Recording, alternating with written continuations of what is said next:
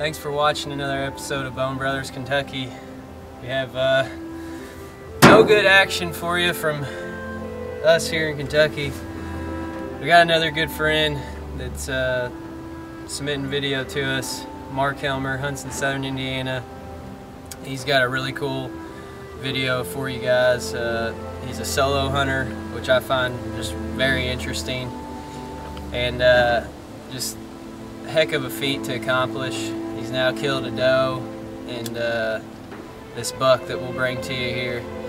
And after we show you this encounter, I want to go into the story of this deer we call Big Brow. He was just a legend. He was the buck that I was personally after, and many people that hunted this property were after, and found out Tuesday that he had been shot by a neighbor.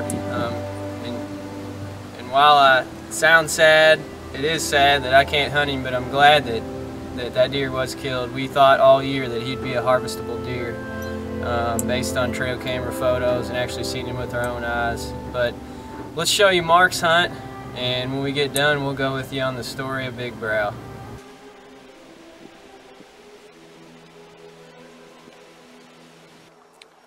Back in the stand. It's morning, November 20th. I'm in a different stand than I was last night when I had that buck come through trailing that doe.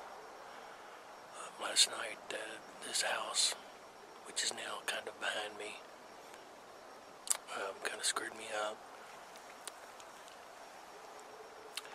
It's not going to be an issue this morning if they come by. Not real crazy about the wind direction. If it's blowing through the house, it's okay. So, I don't know. We'll see what happens. Hopefully they come through again.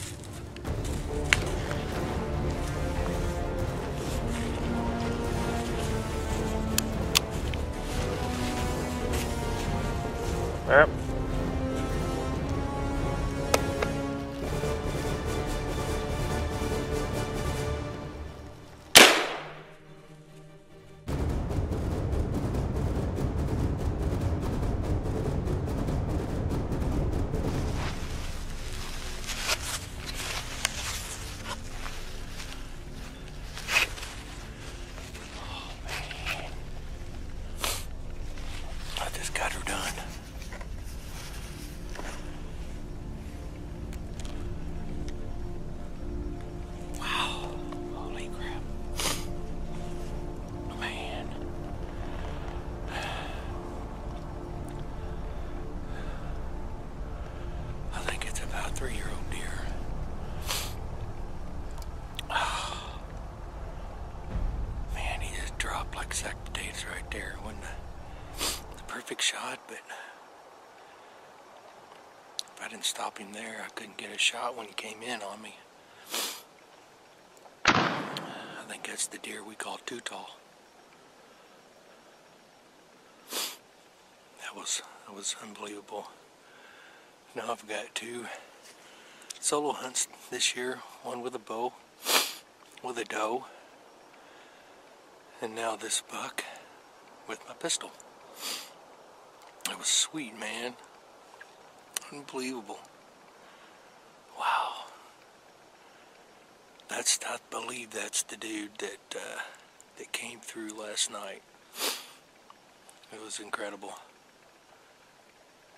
Unbelievable. Wow. What a hunt. What a hunt. It's awesome. Whew. We're going to have to go down there and check him out.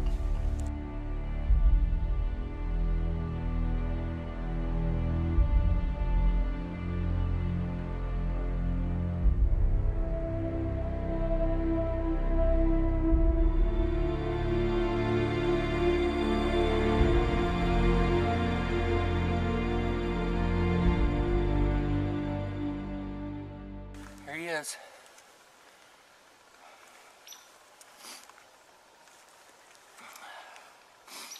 Man, he dropped like a sack of potatoes.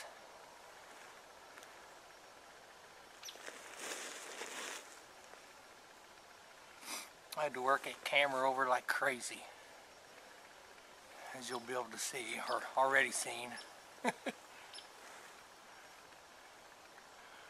Well, I get this dude get him to the house. First solo hunt with a gun and my pistol. Not too bad. We'll get bigger next time. Awesome hunt by Mark.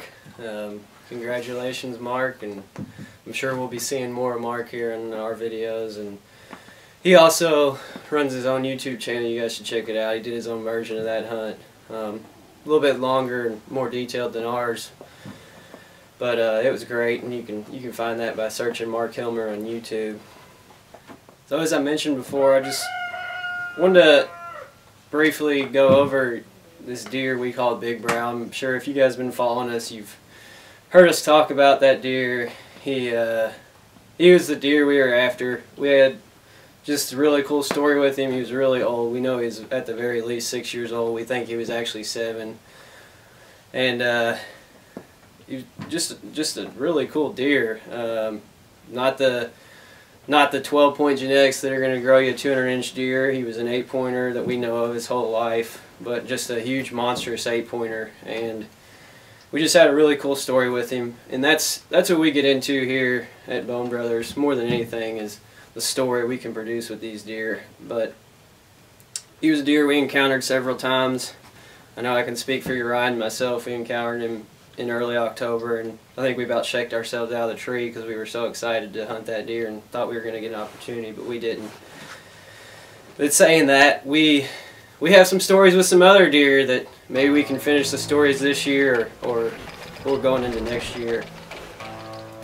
But I wanted to go into what we're doing to prepare ourselves for late season, and maybe you guys can take some of these tips or whatever we're doing and apply them to what you're doing. We have 2 major food plots. We have basically brassica type blends, late season blends in them, so obviously that's going to be our main focus. And we pretty much go back to evening hunts. Morning hunts are okay. They're just, for me, traditionally have not been as productive in the mornings. Most of your hunts should be based around food this time of year. So this Saturday we moved a hay bale blind onto one of our biggest late season food plot and got it where we can get within range. We also did another thing too. We just had, as I mentioned, I had the worst rut since I started hunting, and I think had 1 mature buck sighting at a distance.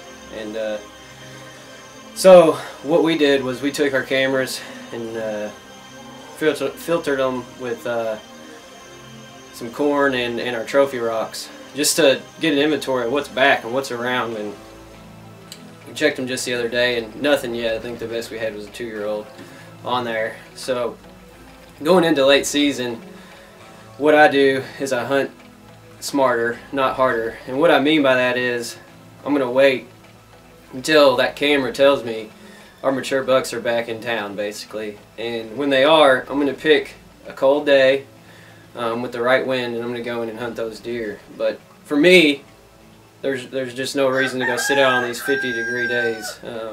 Not that the deer won't come where we think they are, but I think they'll come later. So we really want to keep the pressure down. There's been a lot of pressure on these deer during rut. I'm sure there has been at your all's hunting grounds too, but we're going to keep the pressure down and hunt when it's efficient.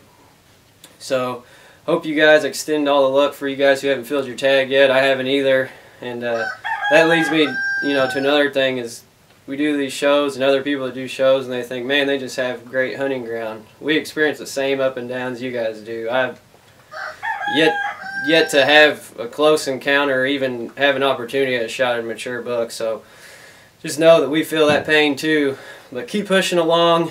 Late season can sometimes be as good as the rut if you have a good food source, and I think we do here. So we're just waiting for one of our mature bucks to show back up. But I want to thank you again for watching another episode of Bone Brothers Kentucky, and may God bless, and we'll see you guys back here soon.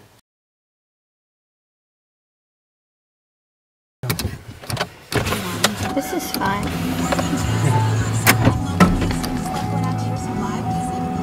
It's the camera girl behind the scenes. Wow. Alright, you're picking these stickers off my pants tonight. I don't know what's going on.